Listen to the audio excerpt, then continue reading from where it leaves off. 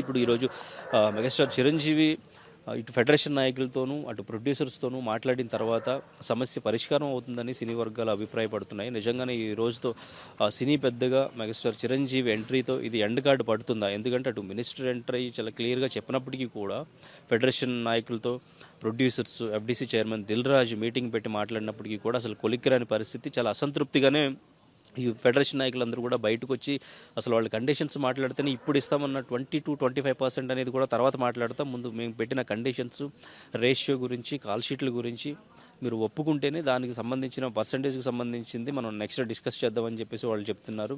ఎటు తగనివ్వకుండా ప్రొడ్యూసర్స్ వైపు నుంచి ఇది ఆగిపోయింది, కానీ మా వైపు నుంచి ఏమీ లేదు. మా వైపు 30% ఇస్తే డెఫినెట్గా మేము రేపటి నుంచే మేము షూటింగ్కి వెళ్తామని చెప్తున్న పరిస్థితి.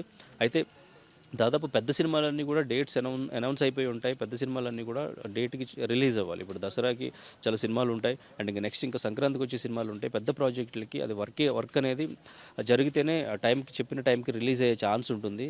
ఇక్కడ ఫ్యాన్స్ అందరూ వెయిట్ చేస్తూ ఉంటారు. డిలే అవ్వడం, దానివల్ల బిజినెస్ కూడా నష్టపోతారు. ఎందుకంటే పండగ సీజన్స్లో రిలీజ్ అవ్వాల్సిన సినిమాలు డేట్ మళ్ళీ పోస్ట్పోన్ అవుతాయి.